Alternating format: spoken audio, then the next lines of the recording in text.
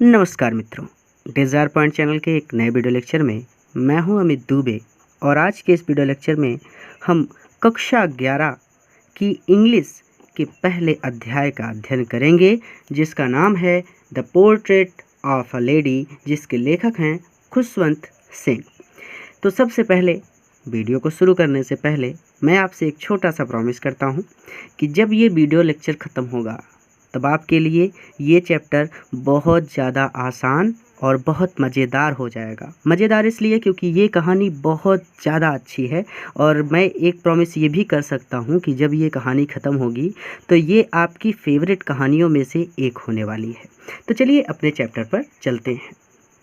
तो सबसे पहले अध्याय के नाम की ही बात करते हैं। तो हमारे अध्याय का नाम है द पोर्ट्रेट। पोर्ट्रेट मीन्स क्या होता है भैया? पोर्ट्रेट मीन्स होता है तस्वीर ऑफ अ लेडी। लेडी मतलब महिला, अ लेडी एक महिला, यानी एक महिला की तस्वीर। ठीक है, तो एक महिला की तस्वीर आपके अध्याय का नाम है और जिसके लेखक हैं खुशवंत सिंह। इमेज आप देख सकते हैं, आपके सामने आ रही है। ठीक है, तो अब चैप्टर स्टार्ट करने से पहले हम थोड़ा सा अबाउट द ऑथर के बारे में भी जान लेते हैं। ठीक है, तो अबाउट द ऑथर देखते हैं। तो कहते हैं कि Khushwant Singh himself is the narrator, यानी कि खुशवंत सिंह स्वयं, हिमसेल्फ यानी स्वयं, इज़ द नरेटर। नरेटर मतलब जो कहानी सुनाने वाला है वो स्वयं खुशवंत सिंह ही हैं, यानी खुशवंत सिंह अपनी दादी माँ के बारे में बात करेंगे। ठीक है, इस कहानी में, यानी इस कहानी को जो सुना रहे हैं वो खुद खुशवंत सिंह हैं। ही वॉज बर्न इन हजाली, वो हदाली में पैदा हुए थे, पंजाब, जो कि पंजाब में है, ऑन 2 फरवरी 1915। वो 2 फरवरी 1915 को पंजाब के हरदौली में पैदा हुए थे, यानी उनका जन्म हरदौली में हुआ था।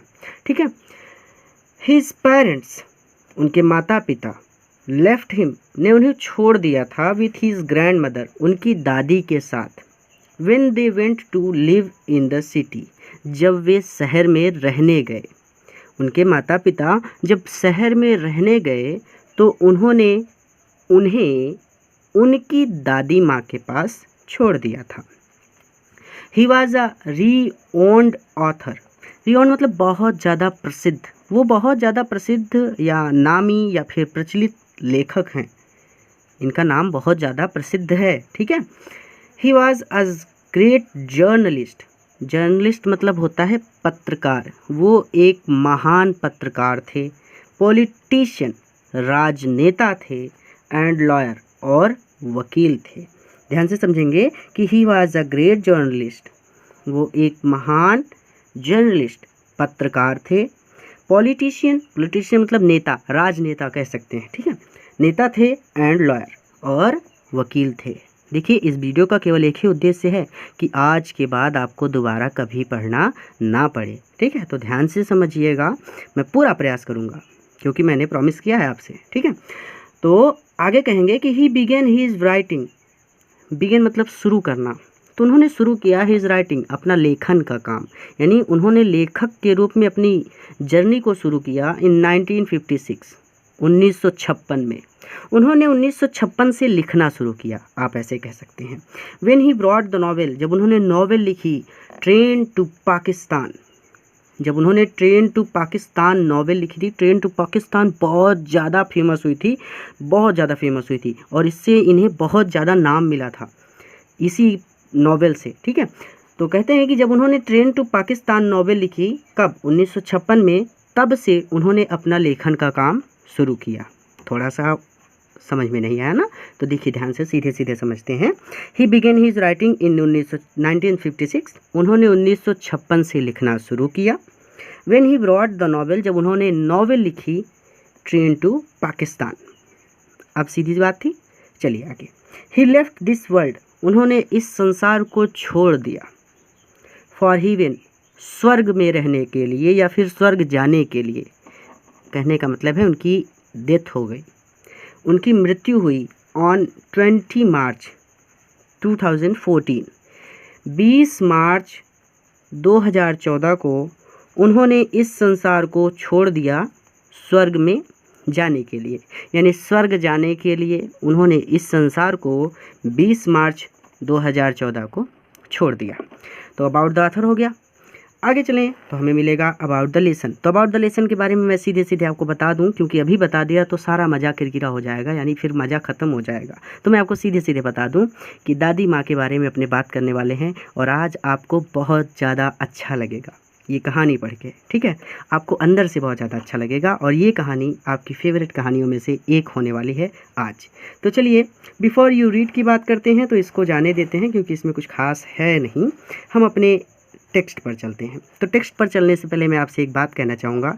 मैंने बहुत ढूंढा, बट मुझे अभी ऐसी कोई बुक मिली नहीं जिसमें हिंदी और इंग्लिश दोनों ना दिया हो, यानी सिर्फ इंग्लिश दी हो। और ऐसी बुक मिलती है जो गवर्नमेंट खुद इशू करती है, बट लॉकडाउन की वजह से बहुत ज़्यादा प्रॉब्लम हुई और गवर्नमेंट की बुक अभी मुझे मिल नहीं पा रही। जैसे मिलेगी मैं उससे पढ़ाऊँगा, तो उसमें हिंदी और इंग्लिश का किस्सा ख़त्म हो जाएगा। फ़िलहाल हम इससे पढ़ेंगे, क्योंकि यहाँ पे देखिए अनुवाद सहित दिया है।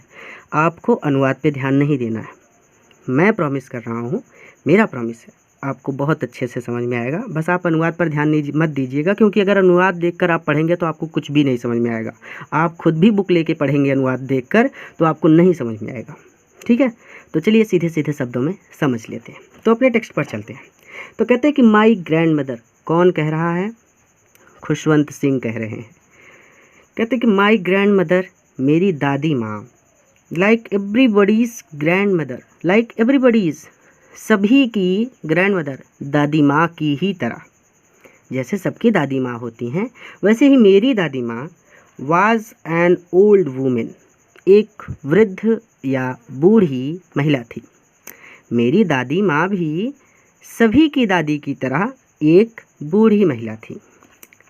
शी हैड बीन ओल्ड, वह बूढ़ी थी, एंड रिंकल्ड, रिंक मतलब होता है झुर्रियाँ, फॉर द 20 ईयर्स, वो बूढ़ी थी। She had been old and wrinkled, और उनके चेहरे पर झुर्रियाँ थी, यानी वह बूढ़ी थी और झुर्रियों से भरी हुई थी। फॉर द 20 ईयर्स, 20 सालों से, दैट आई हैड नोन हर, जब से मैं उन्हें जानता हूँ। यानी कि 20 ईयर्स, 20 सालों से, दैट आई हैड नोन हर, जब से मैं उन्हें जानता हूँ। सी हैड बीन ओल्ड, वो बूढ़ी थी, एंड रिंकल्ड, और झुर्रियों से भरी हुई थी। सीधी सीधी बात है, एक बार फिर से, हो सकता है ना समझ में आया हो, आराम से देखिए। कहते हैं कि माई ग्रैंड मदर, मेरी दादी माँ, लाइक एवरीबडीज़ ग्रैंड मदर, सभी की दादी माँ की ही तरह, वाज एन ओल्ड वूमेन, एक वृद्ध महिला थी, एक बूढ़ी महिला थी। सी हैड बीन ओल्ड, वह बूढ़ी थी, एंड रिंकल्ड, और झुर्रियों से भरी थी, यानी उनके पूरे शरीर पर झुर्रियाँ ही झुर्रियाँ थी। बूढ़े लोगों की बॉडी पर झुर्रियाँ पड़ जाती हैं, ठीक है। तो सी हैड बीन ओल्ड, वो बूढ़ी थी, एंड रिंकल्ड, और झुर्रियों से भरी हुई थी, फॉर द 20 ईयर्स, 20 वर्षों से, दैट आई हैड नोन हर, जब से मैं उन्हें जानता हूँ, ठीक है। यानी 20 वर्षों से, जब से मैं उन्हें जानता हूँ, वो बूढ़ी थी और झुर्रियों से भरी हुई थी। कहते हैं कि पीपल सैड, पीपल मतलब लोग, सैड कहते हैं, that she had been once, कि वंस, सी हैड वंस, कभी, बीन यंग, वो युवा हुआ करती थी। यानी लोग कहते हैं कि कभी वो भी जवान थी। अब बच्चा बता रहा है, यानी खुशवंत सिंह कह रहे हैं, और तब कह रहे हैं जब वो बच्चे थे, तो लोगों को उन्होंने कहते हुए सुना था कि तुम्हारी दादी माँ भी कभी जवान थी। तो वही कहते हैं कि पीपल सैड, लोग कहते हैं, that she had once been young, कि वो कभी जवान थी, एंड प्रिटी, और सुंदर दिखती थी। लोग कहते हैं कि वे कभी जवान थी और सुंदर दिखती थी, and had even had a husband. देखिए कहते हैं कि एंड हैड, और हैड मतलब पास था, कोई चीज़ पास हो और वो पास्ट में हो तो हैड का यूज करते हैं, ठीक है। तो उनके पास था, इवन हैड अ हस्बैंड, यानी उनका एक पति भी था, उनके एक पति भी थे।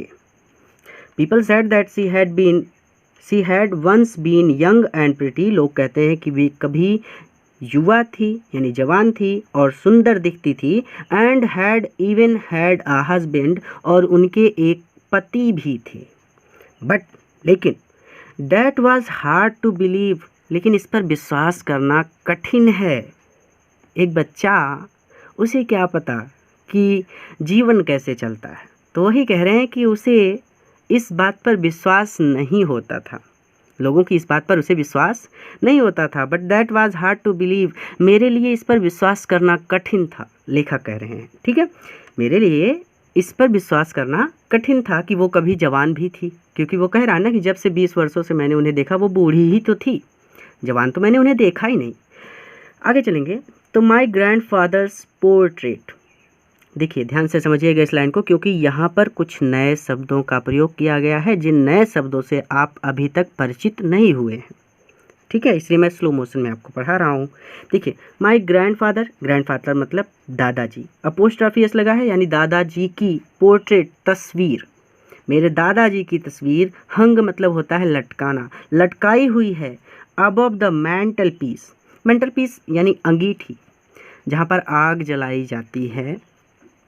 तो मेरे दादाजी की तस्वीर अंगीठी के ऊपर लटकाई गई है। In the drawing room, drawing room वो स्थान होता है जहाँ पर हम सभी लोग एक साथ बैठकर पूरे परिवार के साथ बातचीत करते हैं या आराम करते हैं। तो आप ड्राइंग रूम को ड्राइंग रूम ही कहेंगे, ताकि आप कंफ्यूज ना हो और कभी भी ना भूलें, क्योंकि ड्राइंग रूम एक इंग्लिश शब्द है और ये प्रचलन में है। ठीक है, तो ड्राइंग रूम कहना ज़्यादा फैशनेबल प्रतीत होता है। ठीक है, तो ड्राइंग रूम में माई ग्रैंडफादर्स पोर्ट्रेट, मेरे दादाजी की तस्वीर, हंग अबव द मैंटल पीस, मेरे दादाजी की तस्वीर मैंटल पीस अंगीठी के ऊपर लटकाई गई है। कहाँ पर? ड्राइंग रूम में। तो ड्राइंग रूम में मेरे दादाजी की तस्वीर अंगीठी के ऊपर लटकाई गई है। ठीक है, यानी दीवार पर हम तस्वीर लटका देते हैं ना। तो आगे कहते हैं कि ही वोर a big turban, turban means होता है पगड़ी। तो कहते हैं कि ही वोर अ बिग टर्बन। बात को ध्यान से समझिए। खुशवंत सिंह जब बच्चे थे तब उन्होंने अपने दादाजी की तस्वीर को देखा, और दादाजी तस्वीर में कैसे दिख रहे हैं इस बात को यहाँ पर वो बता रहे हैं इस सेंटेंस में। तो कहते हैं कि ही वोर, यानी उन्होंने, दादाजी ने, ही वोर a big turban, turban means होती है पगड़ी, बिग मतलब बड़ी, तो दादाजी ने एक बड़ी पगड़ी बांधी हुई थी। तो ही मतलब वहाँ, उन्होंने, तो उन्होंने एक बड़ी पगड़ी बांधी थी। कौन बांधा था? दादाजी। तो उन्होंने एक बड़ी पगड़ी बांधी थी। एंड लूज फिटिंग क्लॉथ्स, और ढीले ढाले कपड़े पहने हुए थे, और ढीले ढाले कपड़े पहने हुए थे। बुजुर्ग लोग ज़्यादातर ढीले कपड़े ही पहनते हैं। हिज लॉन्ग, उनकी लंबी, वाइट सफ़ेद, बियर्ड, दाढ़ी, उनकी लंबी सफ़ेद दाढ़ी, कवर्ड, ढके हुए थी, the best part of his chest, chest मतलब छाती, तो उनकी छाती के अधिकतम भाग को उनकी दाढ़ी ने ढक लिया था। क्योंकि उनकी दाढ़ी बहुत लंबी रही होगी, तो छाती यानी सीने का आधे से ज़्यादा भाग ढका हुआ था। ठीक है, and he looked at least 100 years old, और वो लगभग 100 साल के प्रतीत होते थे। नहीं समझ में आया ना? थोड़ा सा आराम से देखिए। ही वोर अ बिग टर्बन, उन्होंने एक बड़ी पगड़ी बांधी थी। एंड लूज फिटिंग क्लॉथ्स, और ढीले कपड़े पहने थे। हिज लॉन्ग वाइट बियर्ड, उनकी लंबी, लॉन्ग मतलब लंबी, वाइट मतलब सफ़ेद, बियर्ड मतलब दाढ़ी। आप लोगों ने सुना होगा बियर्ड, लोग आजकल दाढ़ी रखने का एक फ़ैशन है ना। तो हिज लॉन्ग वाइट बियर्ड, उनकी लंबी सफ़ेद दाढ़ी ने, कवर्ड, कवर्ड मतलब होता है ढकना, कवर मतलब ढकना। हम कहते हैं ना इस चीज़ को कवर कर दो, हम बुक्स पर कवर चढ़ाते हैं, यानी कवर को हम बुक्स को कवर करते हैं ताकि उन्हें प्रोटेक्ट कर सकें। तो his long white beard covered the best part of his chest, तो उनकी लंबी सफ़ेद दाढ़ी ने उनके सीने के आधे से ज़्यादा भाग को ढक रखा था।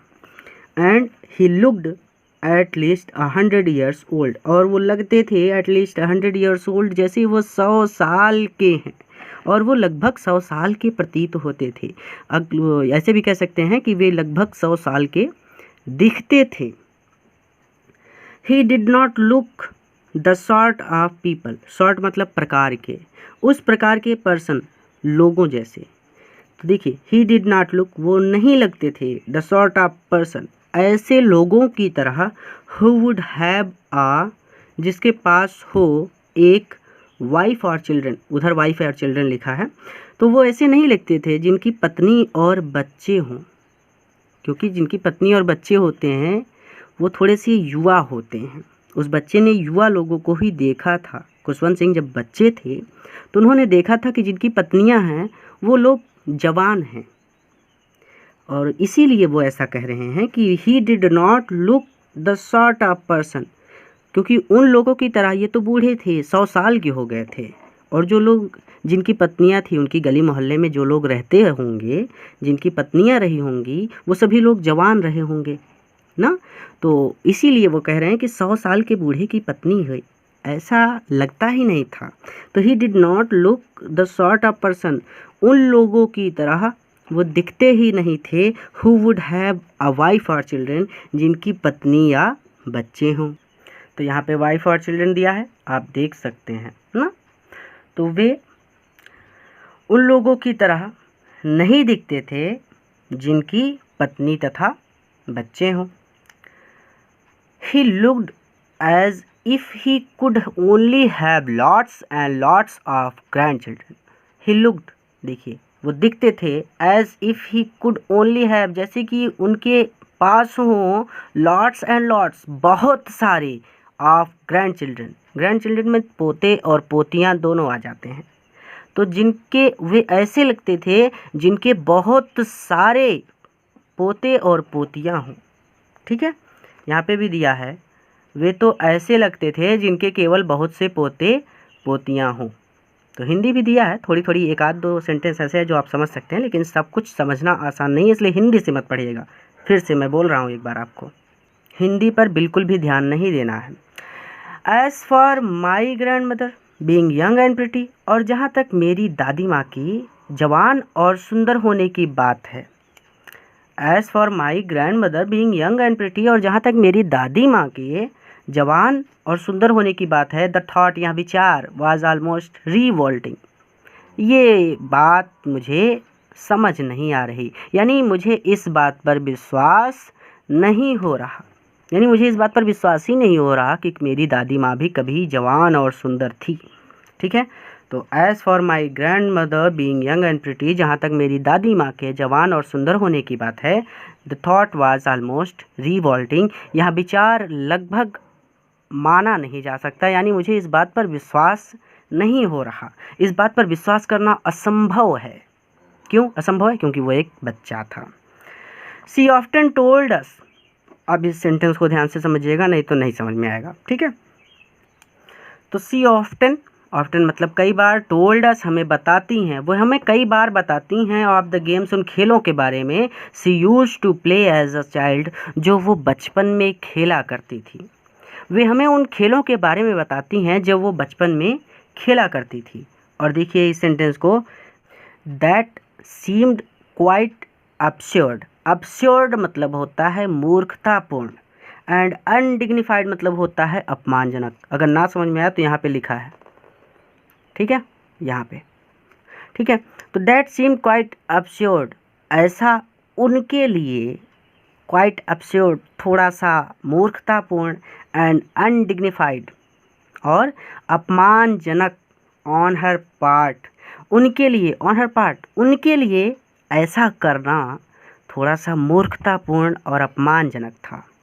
जैसे आप सोचिए कि एक बूढ़ा कोई हो और वो जाके पेड़ पर चढ़ने लगे, पेड़ पर जाकर खेलने लगे, तो कैसा लगेगा? थोड़ा सा अजीब सा लगेगा कि अरे बूढ़ा कहाँ पे चढ़े जा रहे हो ना। तो बच्चों की तरह आप, वो बूढ़ा व्यक्ति तो नहीं खेल सकता।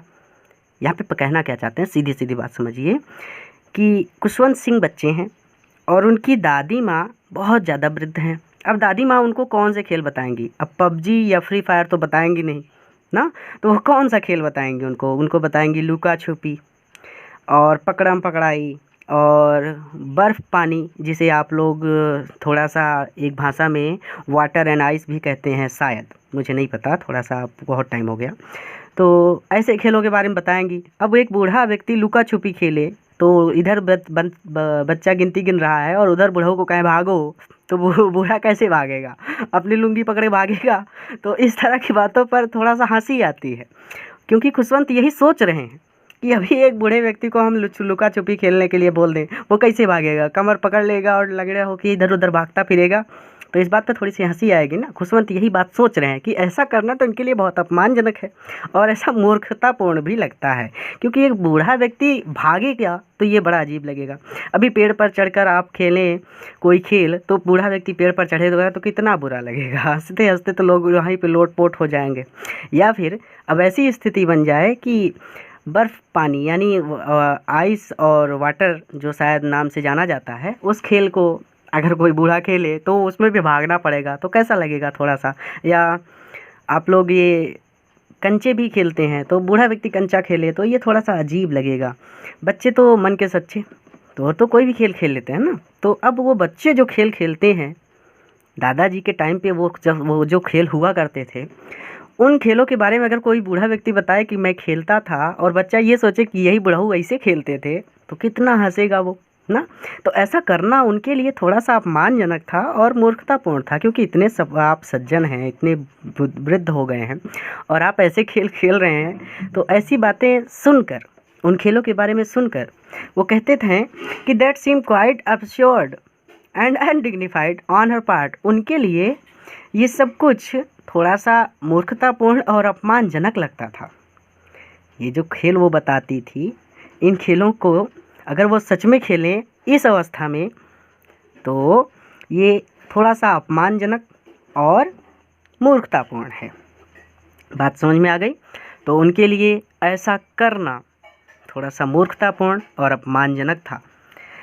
And we treated it like, और कहते हैं कि वी ट्रीट मतलब व्यवहार करते थे, हम उनके साथ व्यवहार करते थे like the fable of the profits. Profits मतलब कोई धर्म गुरु, कोई साधु। जैसे कोई साधु हो, घर में लोग लेक्चर देने लगते हैं, तुम ऐसा करो, तुम वैसा मत करो, ये करो, वो करो, दिन भर मोबाइल मत देखो, फिल्में मत देखो, ये सब कुछ होता है ना। तो घर में बच्चे क्या करते हैं, लोगों की बातों को थोड़ा सा अनसुना कर देते हैं। तो वही चीज़ ये कह रहा है कि वी ट्रीटेड इट, और हम उनके साथ ऐसा व्यवहार करते थे like a fable of profit, जैसे कोई साधु कथाएँ सुना रहा हो।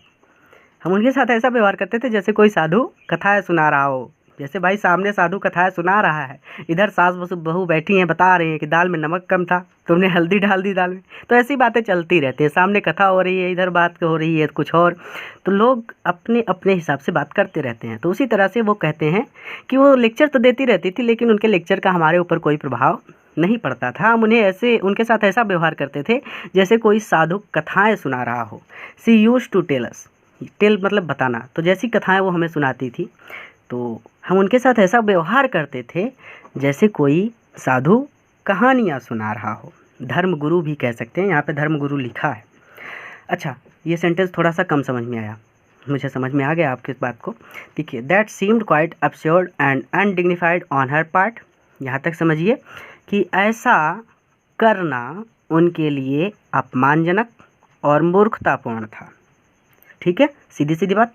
And we treated it like the fable of the prophets she used to tell us, जैसी बातें वो हमें बताया करती थी, she used to tell us, जो बातें वो हमें बताया करती थी, वी ट्रीटेड इट, हम उस पर ऐसा व्यवहार करते थे like the fable of the profits, जैसे कोई साधु कथाएँ सुना रहा हो।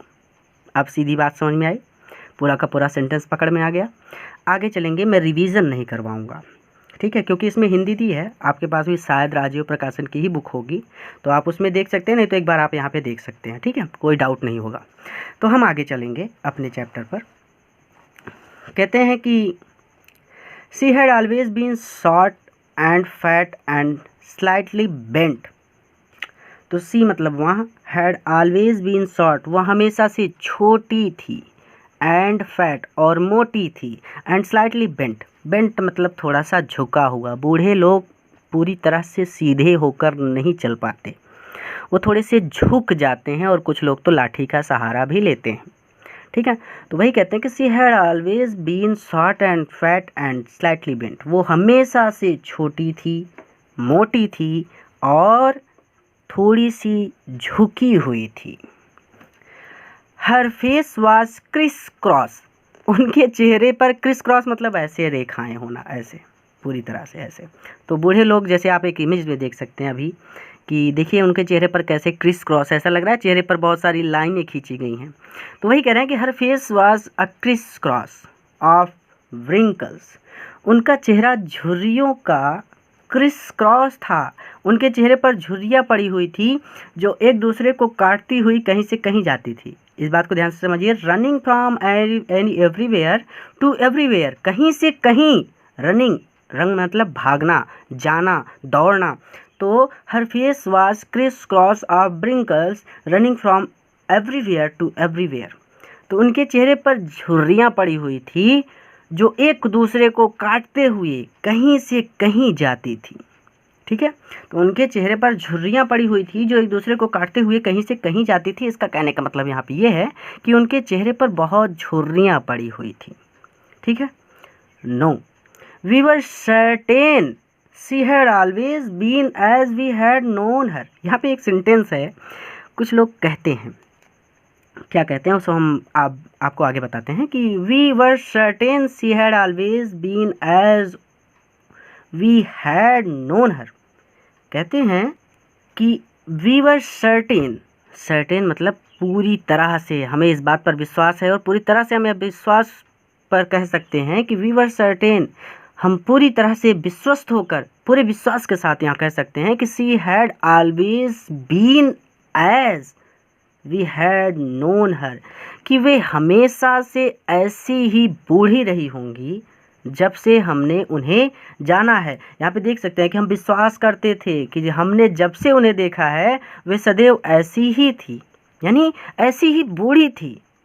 वी वर सर्टेन, हम पूरे विश्वास के साथ यहाँ कह सकते हैं कि she had always been as, वो हमेशा से ऐसी ही थी, वी हैड नोन हर, जब से हम उन्हें जानते हैं या फिर जब से हमने उन्हें देखा है।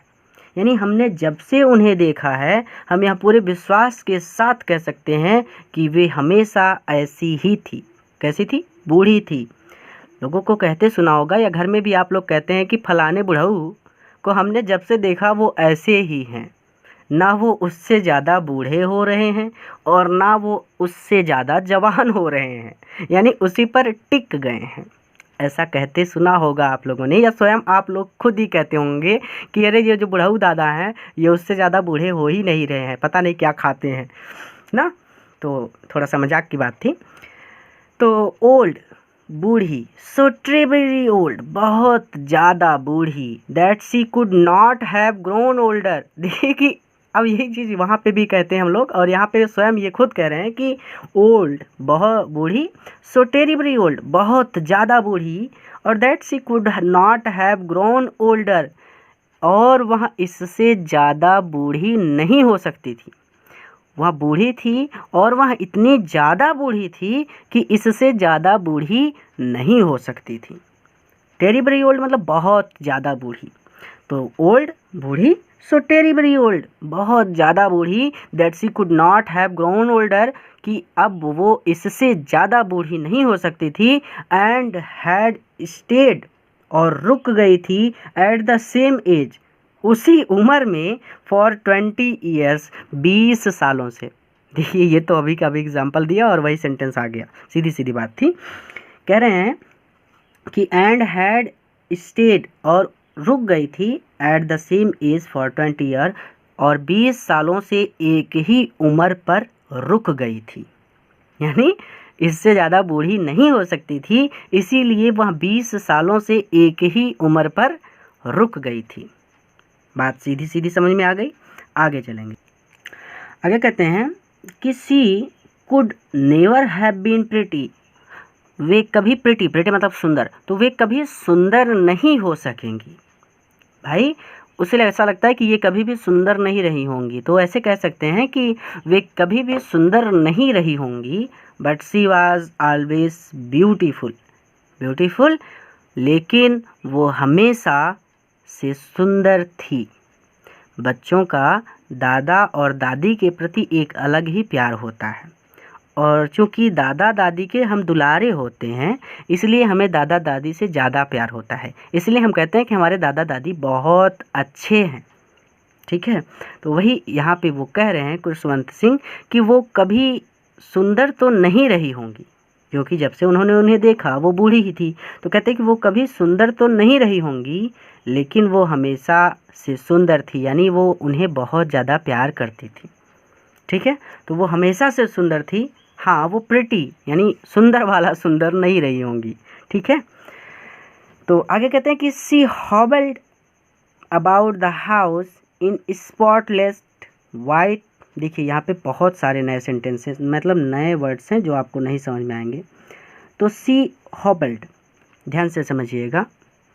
देखिए कहते हैं कि सी हॉबल्ड, हॉबल्ड मतलब होता है चलना, बट थोड़ा सा रुक रुक के चलना या लंगड़ा कर चलना या फिर आराम से चलना। तो आप ऐसे कह सकते हैं कि she hobbled about the house, वो घर में लंगड़ा कर चलती थी। आप ऐसे कह सकते हैं कि वो घर में लंगड़ा कर चलती थी या फिर धीरे धीरे चलती थी, आप जैसा कहना चाहें, जैसे आपको याद हो जाए।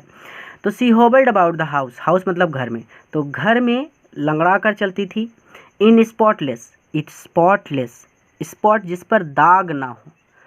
ठीक है, स्पॉट मतलब दाग होता है, स्पॉटलेस मतलब दाग ना हो। वाइट और सफ़ेद बेदाग कपड़े पहनती थी। स्पॉटलेस वाइट मतलब होता है सफ़ेद बेदाग कपड़े पहनती थी।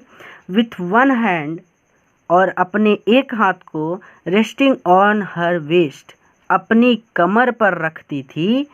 टू बैलेंस, बैलेंस बनाए रखने के लिए, यानी कहीं वो गिर ना जाए चलते हुए, इसीलिए वो अपने एक हाथ को कमर पर रखती थी। हर स्टूप, चलिए इसको छोड़ देते हैं। स्टूप मतलब कुबड़ एक तरह से कह सकते हैं, बट आप इस बात को सीधे सीधे ऐसे कहिए ताकि आपके लिए आसान रहे कि वो अपने एक हाथ को गिरने से बचने के लिए, अपना संतुलन बनाए रखने के लिए कमर पर रख कर चलती थी।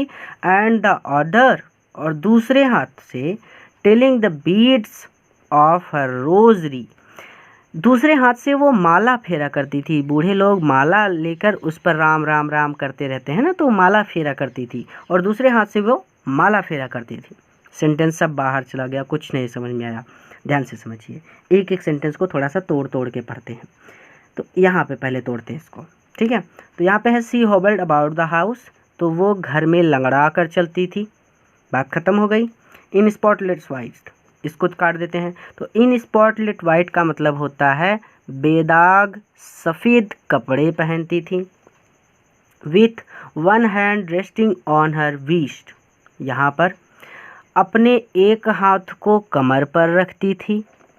टू बैलेंस हर स्टूप, यहाँ पर रोकते हैं, गिरने से बचने के लिए, या फिर कहीं वो गिर ना जाए, या फिर आप इस सेंटेंस को सीधा सीधा भी कह सकते हैं कि अपना संतुलन बनाए रखने के लिए।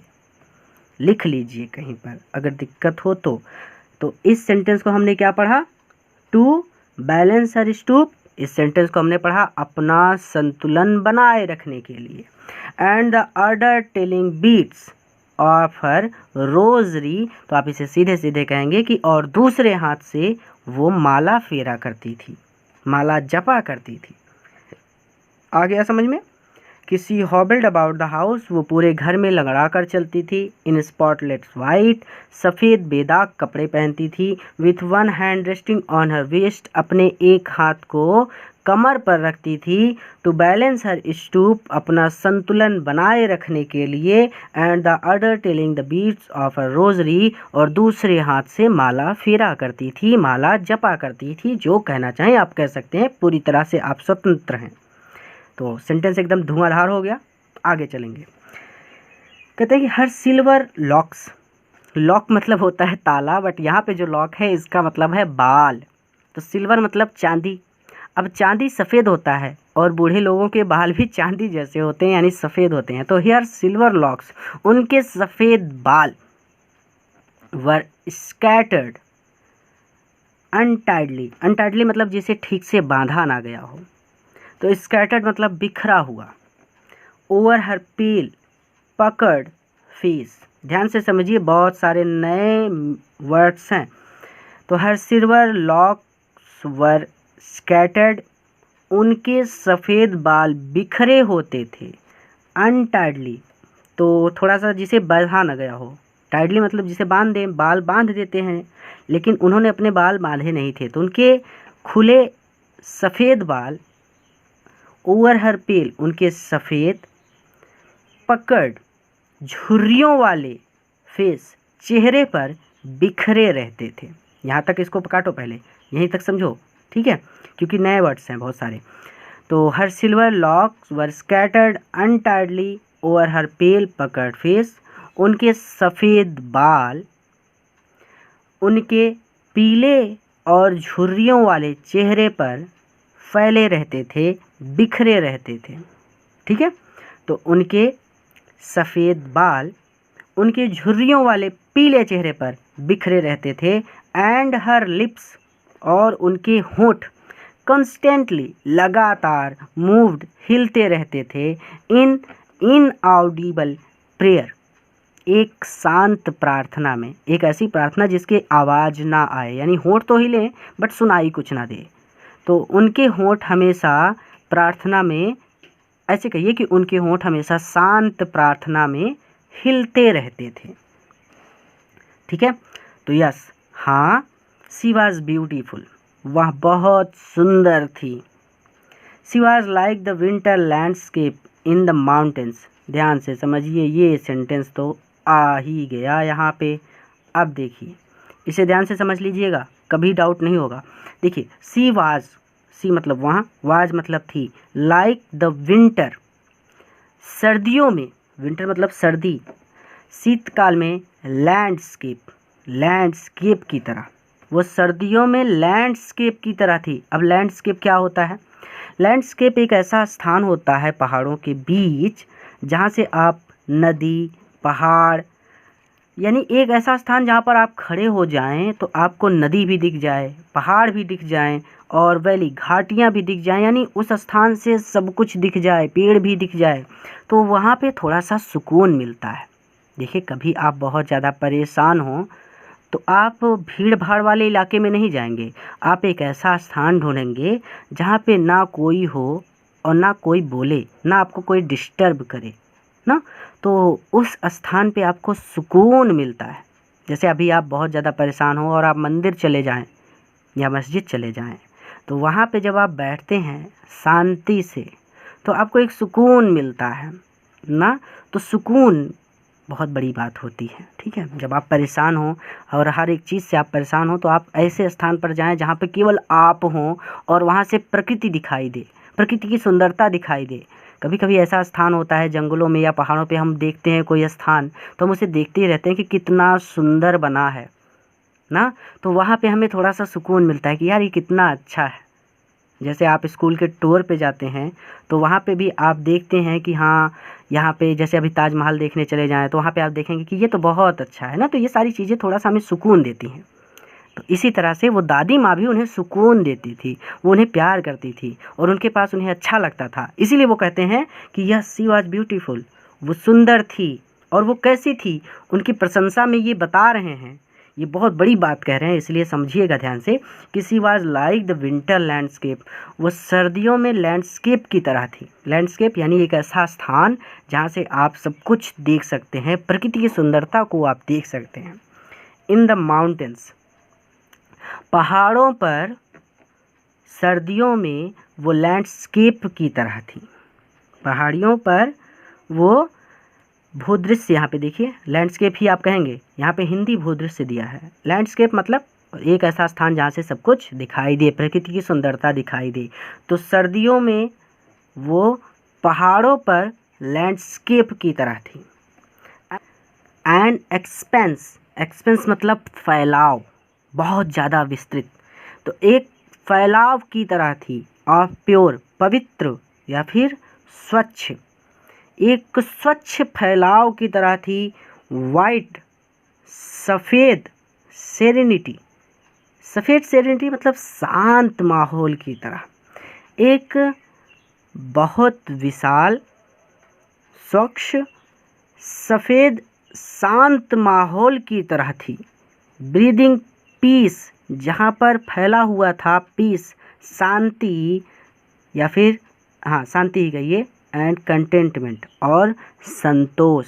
बूढ़े लोग संतोष हो जाते हैं, उन्हें संतोष हो जाता है हर एक चीज़ से, तो वो हर एक बात थोड़ा समझदारी वाली करते हैं, तो इसलिए वो थोड़े से अच्छे लगते हैं। ठीक है, तो ये सेंटेंस समझ में आ गया कि एंड एक्सपेंस ऑफ प्योर, एक स्वच्छ सफ़ेद शांत माहौल का एक्सपेंस फैलाव था। ब्रीदिंग पीस, जहाँ पर पीस शांति थी, एंड कंटेंटमेंट और संतोष था।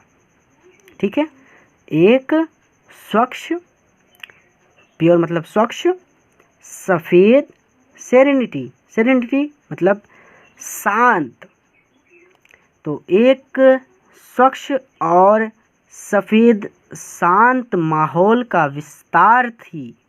कौन? दादी माँ।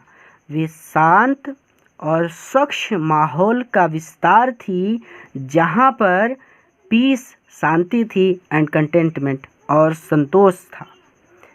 आसान सी बात थी, समझ में आ गई। अगर अब भी नहीं समझ में आया तो थोड़ा सा हम हिंदी का सहारा लेते हैं। तो एंड का मतलब एक, एक्सपेंस, देखिए स्वच्छ का मतलब प्योर ना, शांत, वाइट सेरेनिटी, स्वच्छ, श्वेत शांत, श्वेत मतलब वाइट होता है, सफ़ेद, सेरेनिटी शांत, एक्सपेंस मतलब फैला हुआ, तो ये है आपका फैला हुआ। तो स्वच्छ यानी प्योर, श्वेत शांत यानी वाइट सेरेनिटी, फैला हुआ मतलब एक्सपेंस। तो फैला हुआ, स्वच्छ, श्वेत शांत, सफ़ेद शांत। समझ में आ गई बात? फिर से आराम से, दुनिया बाहर में जाए कोई फ़र्क नहीं पड़ता, बस चैप्टर समझ में आना चाहिए। मेरा केवल इतना उद्देश्य है कि आपको आज के बाद इस चैप्टर में कोई डाउट नहीं होना चाहिए। फिर से, एक्सपेंस मतलब फैला हुआ, प्योर मतलब स्वच्छ, वाइट सेरेनिटी श्वेत शांत, सफ़ेद शांत, सेरेनिटी मतलब शांत माहौल, उनके पास बैठो तो एकदम शांति ही शांति थी। तो स्वच्छ, सफ़ेद, शांत, फैला हुआ एक ऐसा क्षेत्र जहाँ पर शांति तथा संतोष का वातावरण था। आ गई बात समझ में? She was like the winter landscape in the mountain, वो पहाड़ों पर सर्दियों में लैंडस्केप की तरह थी, जहाँ पर स्वच्छ, सफ़ेद, शांत, फैला हुआ क्षेत्र होता है। ब्रीदिंग पीस एंड कंटेंटमेंट, जहाँ शांति तथा संतोष का वातावरण था। अब आप पहाड़ों पर चले जाएंगे तो वहाँ पर आपको कोई नहीं मिलेगा, तो आप अकेले हो जाएंगे, तो आपको लगेगा यहाँ पे कितनी शांति है और वहाँ पे कितना संतोष है। प्रकृति की सुंदरता को देखेंगे तो फिर से कोई डाउट नहीं रहना चाहिए, केवल इतना ही उद्देश्य है कि she was like the winter landscape in the mountains, वो पहाड़ों पर सर्दियों में लैंडस्केप की तरह थी। लैंडस्केप यानी एक ऐसा स्थान जहाँ पे आप खड़े हो जाएं तो आप पहाड़ भी देख सकते हैं, नदियाँ भी देख सकते हैं, मैदान भी देख सकते हैं, प्रकृति की सारी सुंदरता देख सकते हैं। And expense of pure white serenity, and expense एक फैलाव, एक विस्तार, ऑफ प्योर स्वच्छ वाइट सेरेनिटी सफ़ेद शांत स्वच्छ माहौल का एक ऐसा फैलाव जहाँ पर पीस एंड कंटेंटमेंट शांति और संतोष होता है। ठीक है, तो इस चैप्टर को आज हम यहीं पर रोकते हैं, क्योंकि ये सेंटेंस आपको थोड़ा सा डिस्टर्ब भी कर सकता है। एक बार खुद से पढ़ लीजिएगा, इसके आगे हम अगले वीडियो लेक्चर में अध्ययन करेंगे। अगला वीडियो लेक्चर आपको चैनल की प्लेलिस्ट में मिल जाएगा। तो पूरा वीडियो देखने के लिए बहुत बहुत धन्यवाद। अपने मित्रों के साथ भी ज़रूर शेयर कीजिएगा ताकि वहाँ भी इसका लाभ ले सकें। अगले वीडियो लेक्चर में फिर मिलते हैं।